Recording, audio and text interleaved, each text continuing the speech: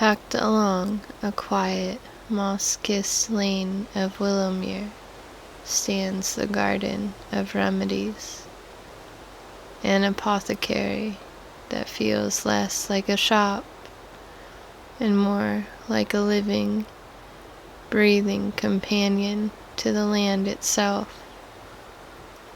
The building is narrow but tall, crafted from pale stone and dark, weathered timber. Its windows framed with climbing ivy and flowering vines that change with the seasons.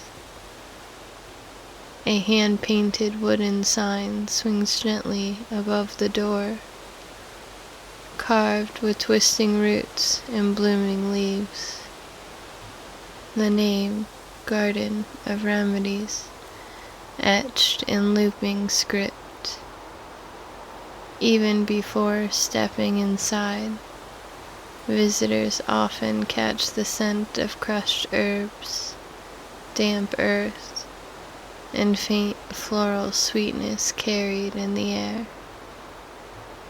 The front door opens into a cozy, inviting common room, warmly lit by oil lamps and enchanted glow orbs that mimic firelight.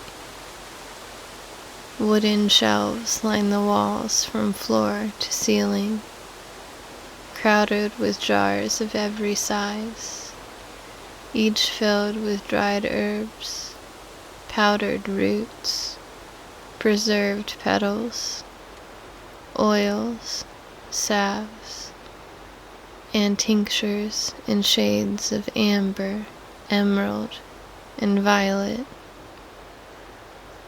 Bundles of herbs hang upside down from exposed beams, slowly drying, while a dedicated drying room toward the back hums with warmth and careful organization. The space smells alive, earthy, sharp, sweet, and soothing all at once. A sturdy oak counter dominates the center of the shop, its surface etched with scratches from years of mortar and pestle work. Behind it, a chalkboard lists daily remedies, seasonal brews, and the occasional handwritten note, like, "If you don't know what hurts yet, I can help you figure it out."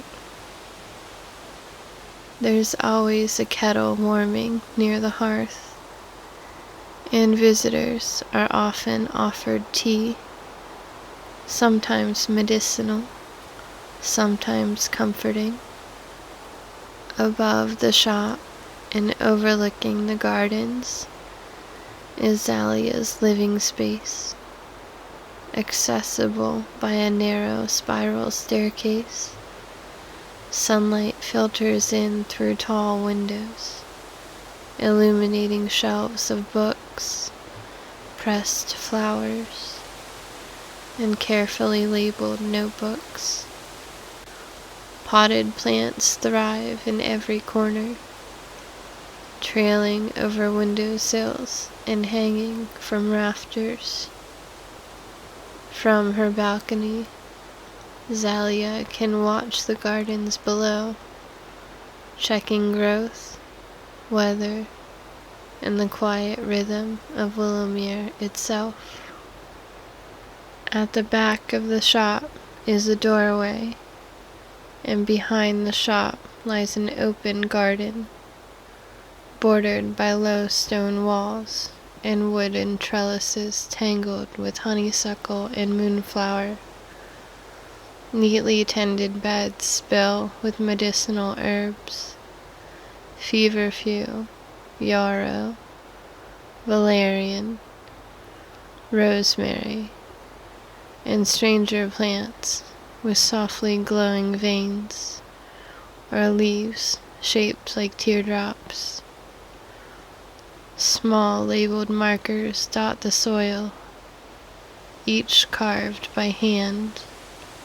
Birds frequent the garden, seemingly unafraid, and fat bees drift lazily between blossoms. A narrow stone path winds through the beds, worn by years of careful footsteps.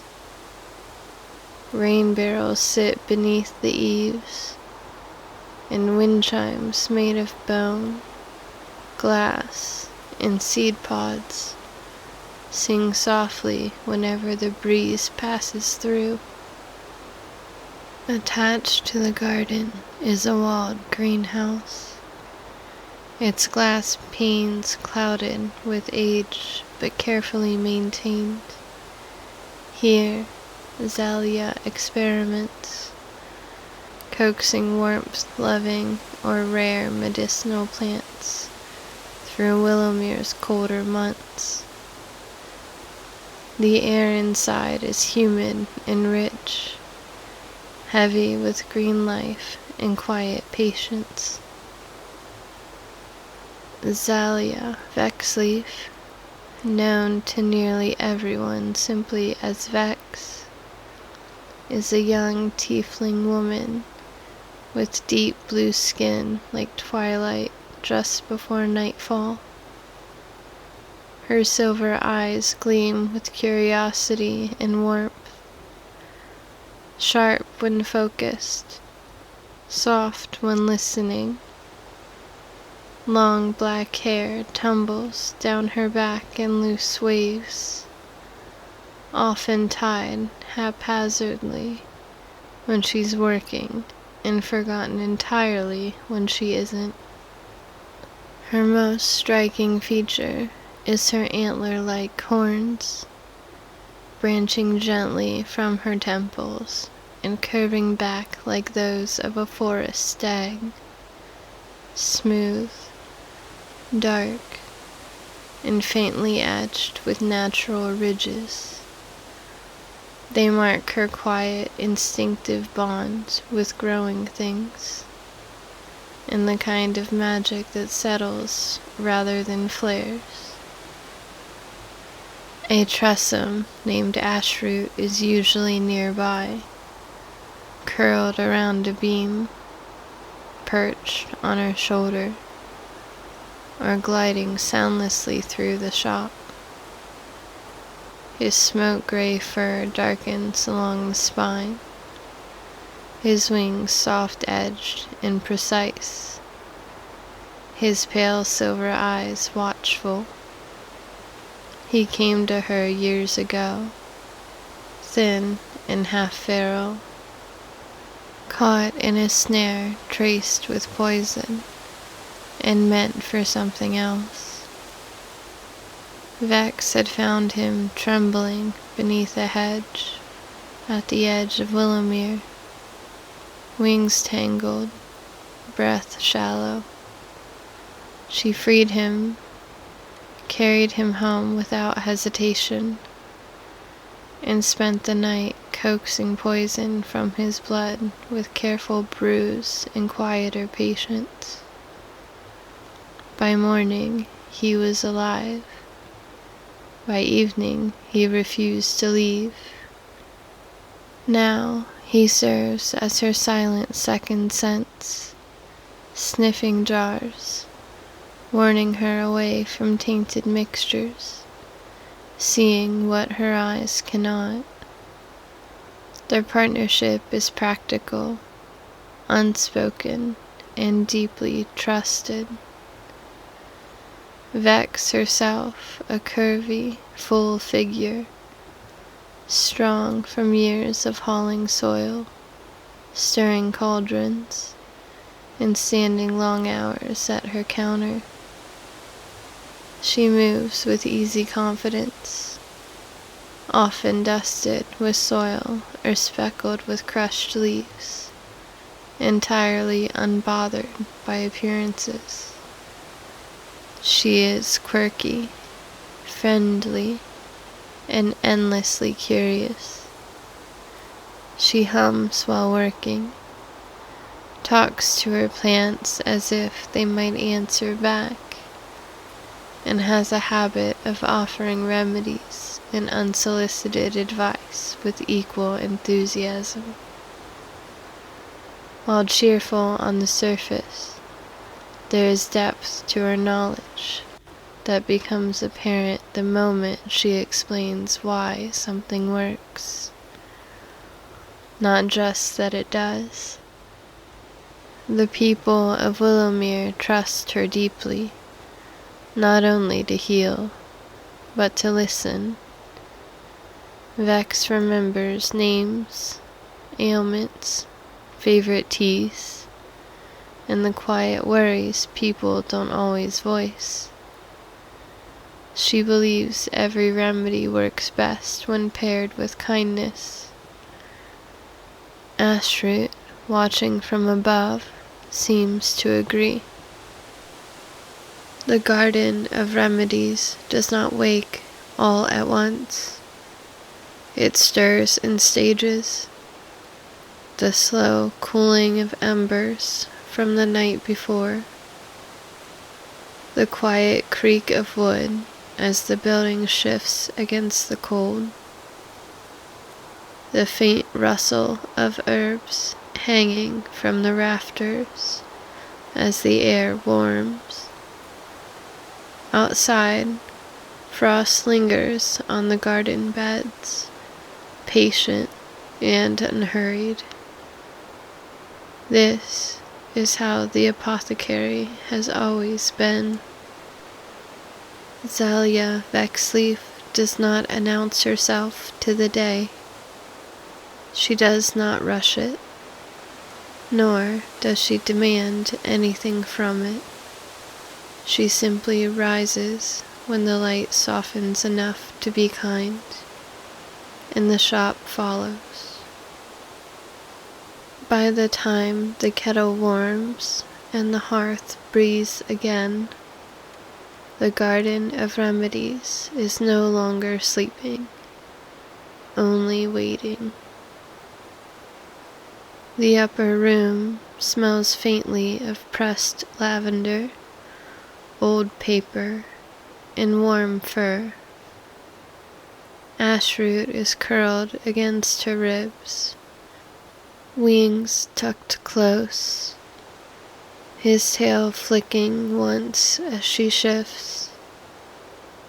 One silver eye opens, assesses the world, then closes again. A plant has crept halfway across the windowsill overnight. Vex squints at it. Rude, she murmurs, nudging the pot closer to the sun. Ashroot lifts his head long enough to sniff the leaf, then sneezes softly and resettles. She slips from the bed and pads downstairs barefoot, horns brushing the doorframe as they always do. Ashroot glides ahead of her, wings soundless, landing on the counter with the ease of long practice. The hearth is the first thing. Coals fed, embers coaxed back to life.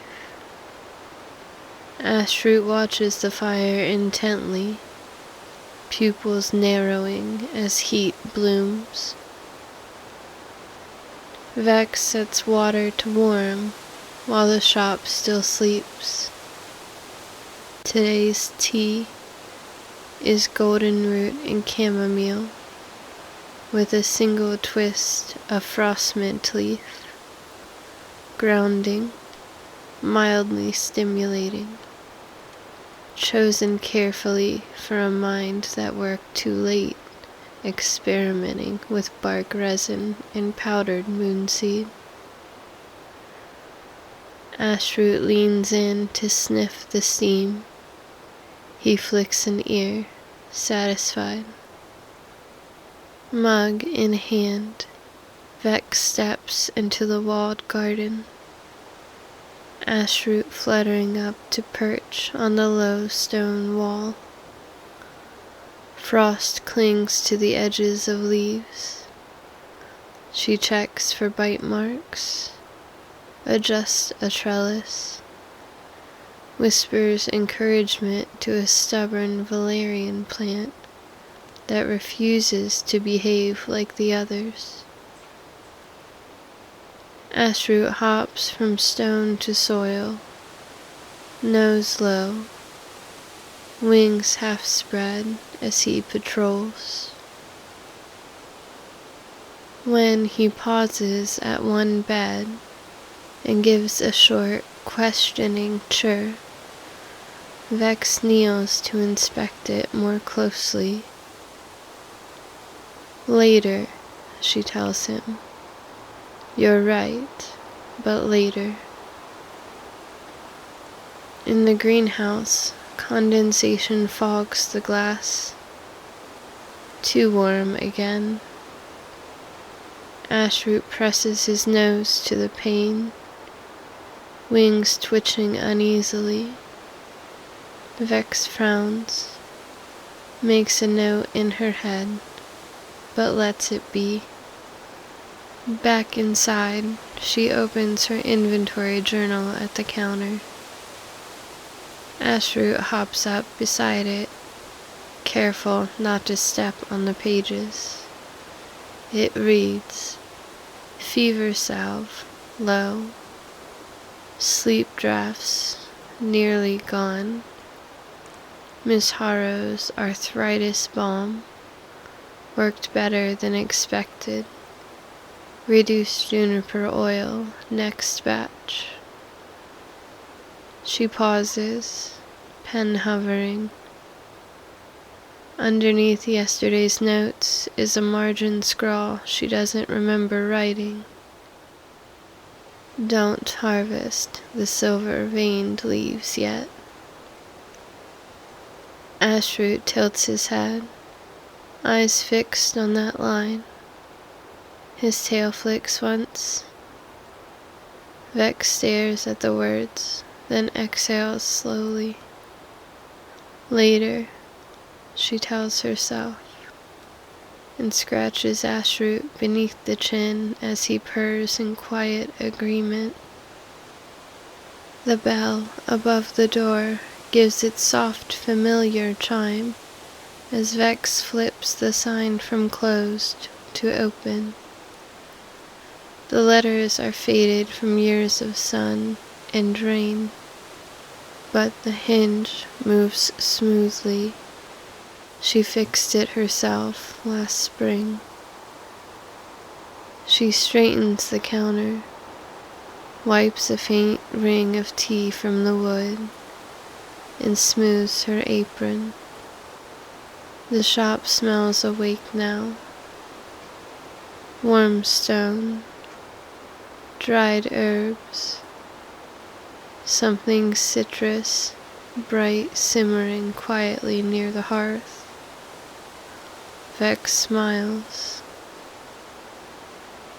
The first to arrive into the garden is old Fenric, as he has been nearly every third day for longer than Vex can remember. He is a narrow man, wrapped in too many layers regardless of season, with skin like sun-dried bark, and a beard that smells faintly of pipe smoke and river water. He leans heavily on his cane, though Vex has noticed he does so less than he used to. Morning, he grumbles, which is as close as Fenric gets to a greeting. Afternoon, Fenric, Vex replies pleasantly, already turning toward the shelf behind her. Your chest still tight, or are we just here for the company? He snorts. Don't get clever. She can't help but smile as she sets a dark amber bottle on the counter. Pine resin steeped with honey, a campaign root, and a whisper of fire leaf to keep the lungs warm. 2 spoonfuls tonight, she says. And don't skip the steam this time. I can tell when you do. Fenric squints at her, suspicious. Then he nods, sliding a few coins across the counter. As he turns to leave, she adds, and eat something green today. He pauses, grumbles again, but there's a flicker of a smile under that beard. Vex smiles after him until the door closes. The bell falls silent for a while after old Fenric leaves. Vex does not rush to fill the quiet. She rinses her hands at the basin, dries them on her apron, and moves to the small side table near the hearth where a plate awaits. Thick bread, still warm, spread with soft cheese and a drizzle of honey. Bread from Mira Donsong, a baker, who typically paid her in trades. She eats standing, unhurried, watching steam curl from the kettle. From the shelf above, a shadow shifts. Not for you, she says mildly. A pair of downy wings unfurl, followed by a cat's head peering over the edge. Ashroot, her tressum, stretches languidly before gliding down to the counter. His fur is smoke gray, darker along the spine, with pale silver eyes that miss very little. His wings are bat-like but soft-edged, folding neatly as he lands. He sniffs the air, whiskers twitching. Clean, Vex murmurs, following his gaze towards the drying herbs. I checked twice. Ashroot flicks his tail, satisfied, and curls beside the hearth. Vex opens her journal. She keeps records of every client who enters, what ails them, and if they left with any of her remedies. Turning to the morning's notes, she adds a line beneath Fenric's entry. Breathing improved, posture better. She chews thoughtfully, then underlines it once. The bell rings again. Mira Donsong never opens the door quietly. She is broad-shouldered and flower-dusted, with copper-brown skin and hair braided tight against her head. Her arms are strong from kneading dough before sunrise. Her hands cracked and red despite the gloves she swears she wears. She sets a wrapped loaf of honey bread on the counter like an offering. Hands, Mira says, holding them up. They're splitting again. Vex clicks her tongue softly and takes Mira's hands in her own. You worked late, Vex said, tracing near the worst of the cracks. I always do, Mira confirms. Yes, Vex agrees mildly. But you worked angry late. Mira laughs, loud and unashamed. Vex reaches for a small ceramic jar containing an infusion of comfrey, beeswax, and crushed moon petal, working best when warmed, just enough to melt into the skin. Every night, she instructs. Gloves on after. And drink more water. Tea does not count if it's mostly gossip. Mira grins, already scooping up the jar. You hear anything good lately? Vex just smiles, soft, unreadable, and shakes her head. Ah, well, let me know when you do, eh? Mira gives her a look of confidence. Of course, Mira, Vex assures her, nodding. Wonderful. Thank you, Vex. Mira doesn't wait for a response as she heads out the door. Mira's visit lingers in the shop even after she's gone. The scent of bread, the echo of laughter. Vex wipes flour from the counter long after it's already clean, smiling to herself. Ashroot watches the door for a full minute after Mira leaves. Something over there? Vex asks him. He yawns and walks toward the warmth of the hearth. Vex rests her hands on the counter, breathes in the scent of her work, and waits for whoever comes next. The afternoon settles. Vex checks the drying room, adjusts a bundle of thyme, and moves one jar half an inch to the left because it feels better there. Ashroot follows her, pausing occasionally to sniff at jars, wings fluttering when something smells wrong. One jar earns a sharp hiss from him. Vex freezes. Yes?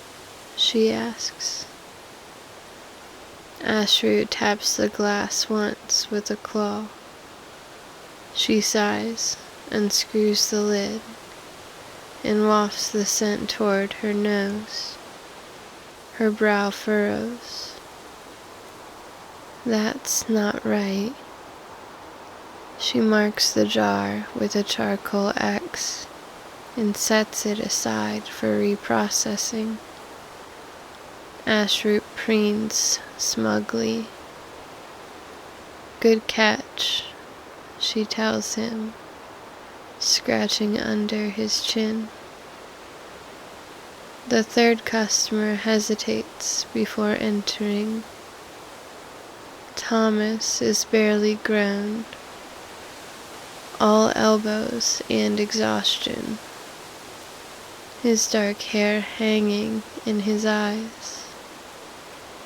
He smells of grain dust and sleepless nights. When he steps inside, he flinches slightly at the warmth. Vex notices. She always does. Hi, Thomas, she says gently. Same as last time. He nods, fingers twisting together. They came back. The dreams, Vex keeps her eyes on him, listening intently. Yes, Thomas admits hesitantly.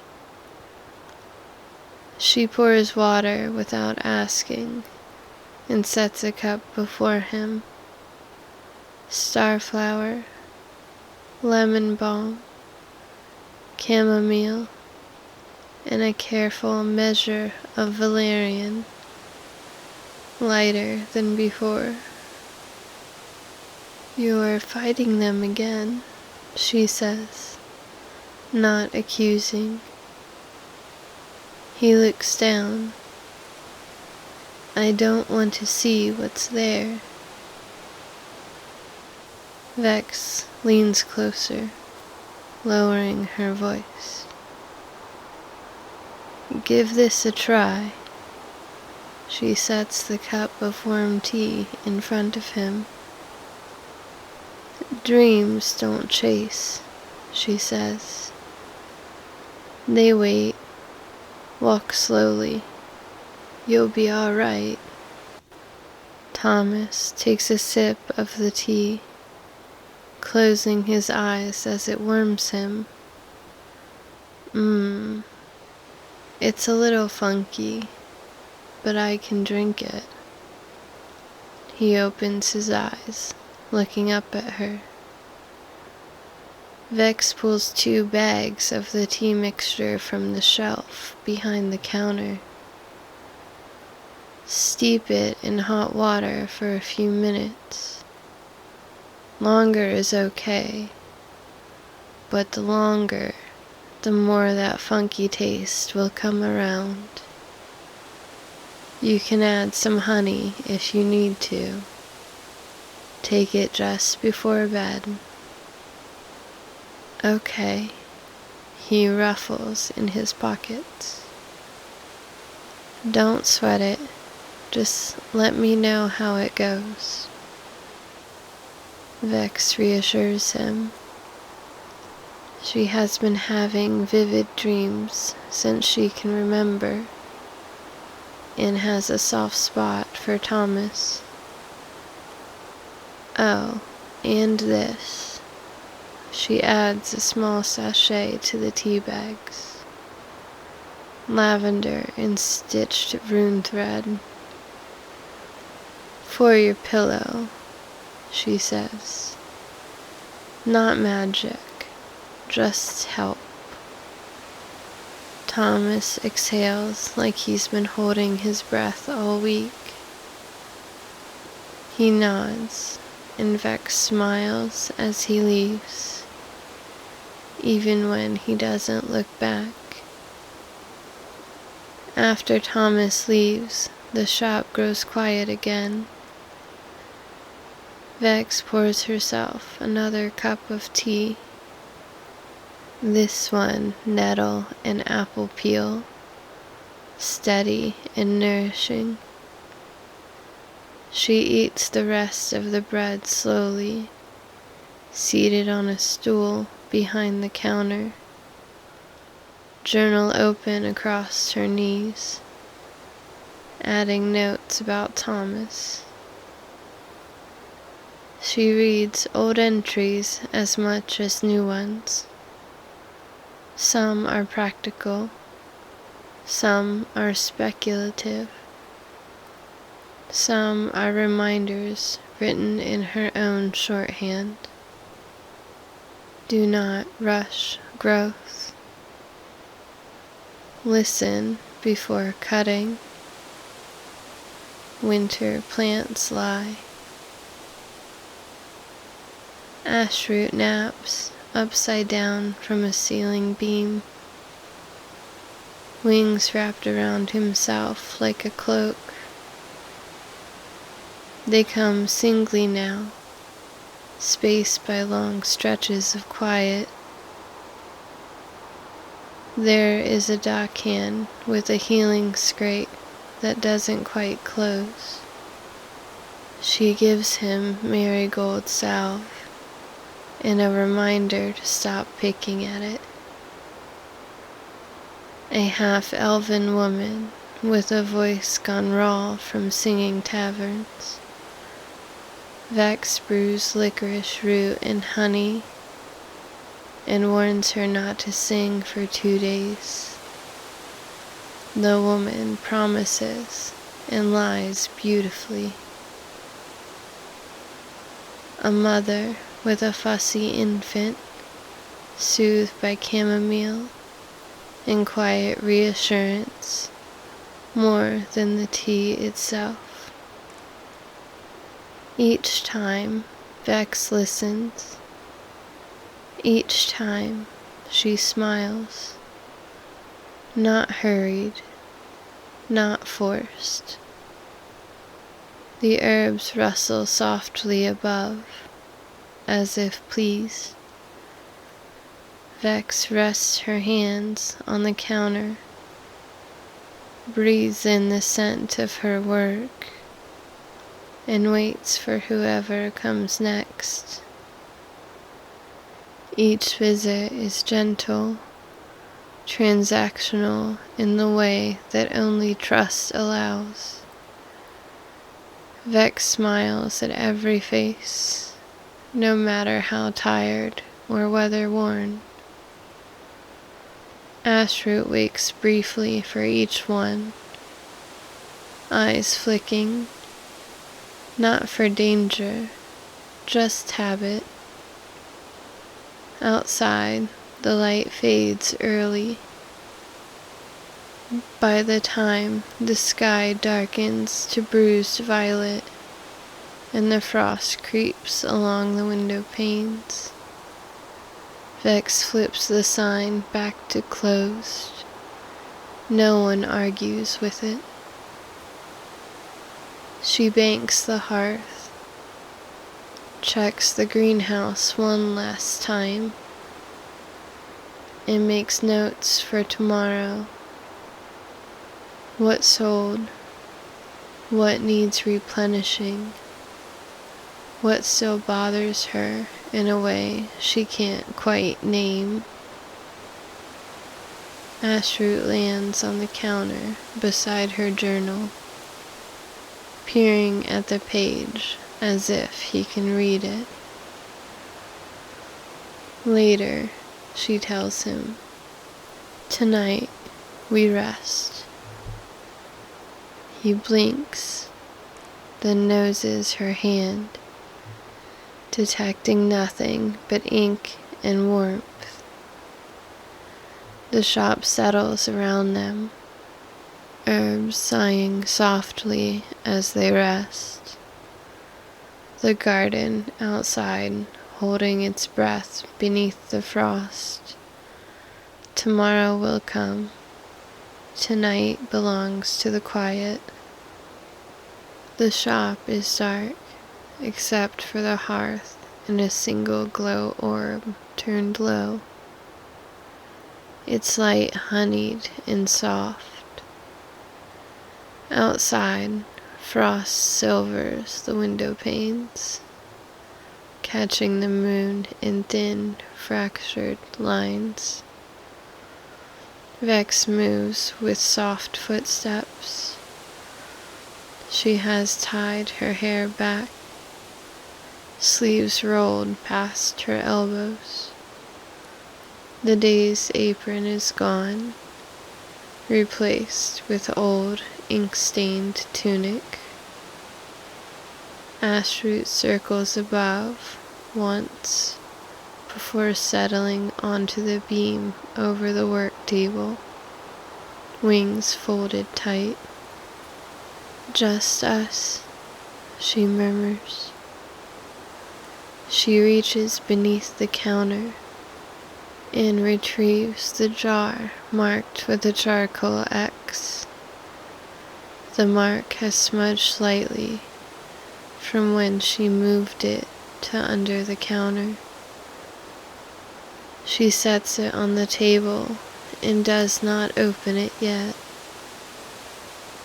Instead, she opens her journal. The pages rustle softly as she flips back several days. until she finds the entry she wants. Frostwane Salve, Batch 17. Pine resin, rendered clean. Juniper oil, reduced. Marigold petals, dried, late harvest. Silver-veined leaf, trace only. Rendered at low heat, moonrise. Texture smooth. Scent clean, sharp. Vex frowns. She taps the margin with her pen, once, then twice. I didn't rush it, she says aloud, more to herself than Ashroot.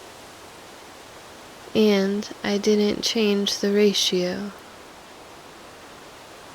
Ashroot shifts above her. His tail flicks. He leans forward, sniffing the air near the jar without touching it. A soft chuff leaves his throat. Vex nods. I know. She notices at the bottom of the page. Note: Marigold from southern bed. Soil still cold. Recheck potency. Her brow furrows deeper. She lifts the jar and turns it slowly in the light. The salve inside is the wrong color. Not spoiled, not separated, just duller than it should be.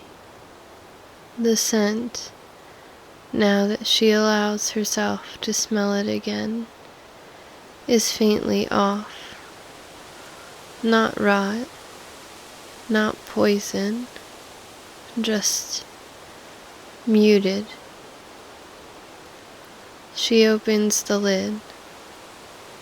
Ashroot's wings unfurl immediately. He hops down onto the table, nose hovering inches above the jar. His pupils widen slightly as he inhales.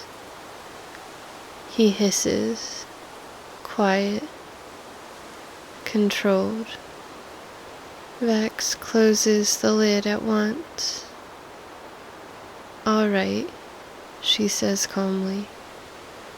So it's not just weak. It's wrong. She flips back further in the journal, searching not the recipe, but the day. Weather notes. Temperature drops. A line she nearly skips over. Greenhouse warmer than expected. Again. She stills. Her gaze drifts toward the door leading to the greenhouse. Dark now. Glass faintly glowing with trapped moonlight. Ashroot follows her stare and gives a low, uncertain chirr. Vex exhales slowly. Something's interfering, she says. Not worried, thoughtful. Not contamination.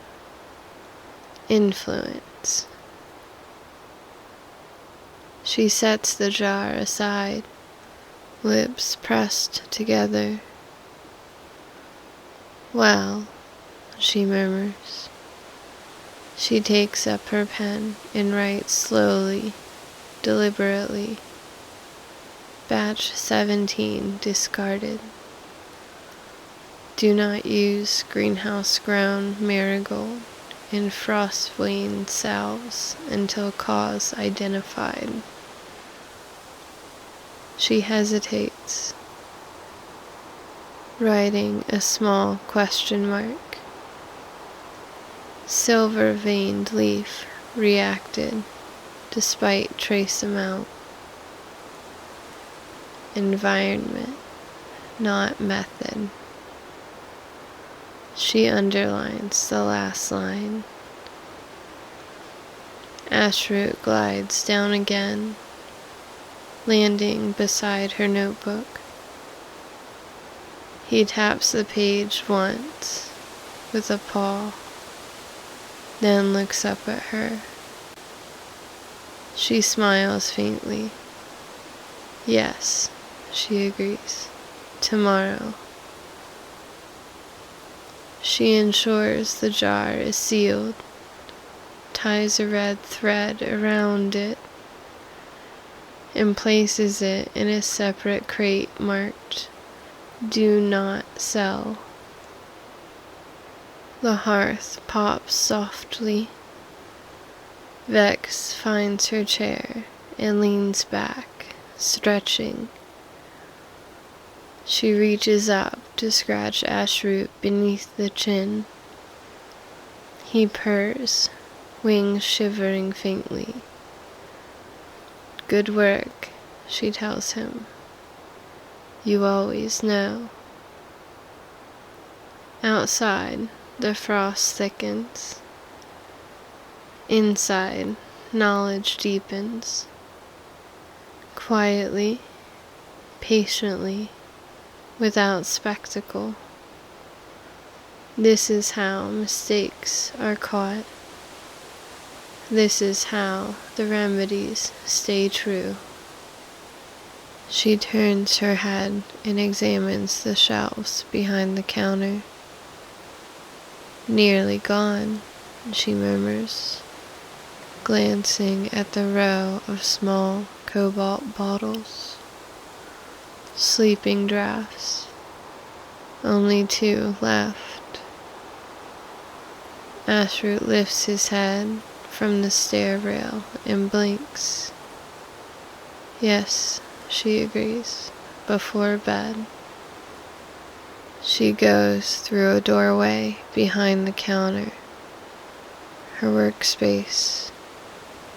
The work table, still having leftover ingredients from the previous night's experiments. She clears the work table and sets out what she needs. Movements economical and familiar. From the herb cabinet, chamomile blossoms, lemon balm, a modest shaving of valerian root, 3 dried lavender sprigs. From a smaller locked drawer, a carefully sliced fragment of Sapophoros bean. The base is warmed mead, thinned slightly with water and sweetened with a ribbon of honey to soften the valerian's bitterness. Ashroot glides down as she begins grinding. The mortar's rhythm is steady. Lavender first, releasing a clean, floral calm. Lemon balm bruised gently, never crushed. Chamomile added last, folded rather than forced. Valerian is shaved fine and measured precisely. Not too much, she says aloud, mostly to herself. Ashroot leans close to the mortar, nose hovering. He inhales. No reaction. She adds the Sapophoros bean last, scraping the softened pulp into the warmed liquid. It dissolves slowly, thickening the draught just enough to coat the tongue. Ashroot sniffs again. This time he blinks slowly and settles, satisfied. Good, she murmurs. She bottles the mixture in 6 small glass vials, corks sealed with wax, each labeled in her careful script. Sleep, standard, restful, no dreams suppressed. She lines them beside the last 2 remaining. Notes in the journal.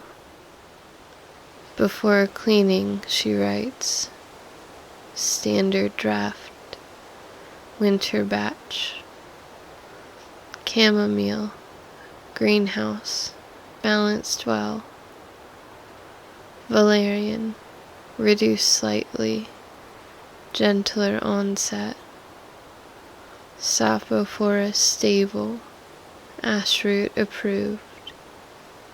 She smiles at that last addition. The kettle is low now, the hearth steady. Outside, frost presses against the panes. Ashroot leaps lightly to her shoulder as she extinguishes the glow orb. His wings wrap briefly around her neck like a soft gray collar. You and I, she murmurs, ascending the stairs, are going to bed at a reasonable hour. He churs, skeptical. They do not experiment tonight. They do not test marigold potency or reconsider silver-veined leaves. They sleep. Ashroot curls at her side, nose tucked beneath his wing. Vex exhales into lavender-scented linens. The Garden of Remedies rests with them, and that is enough for one day.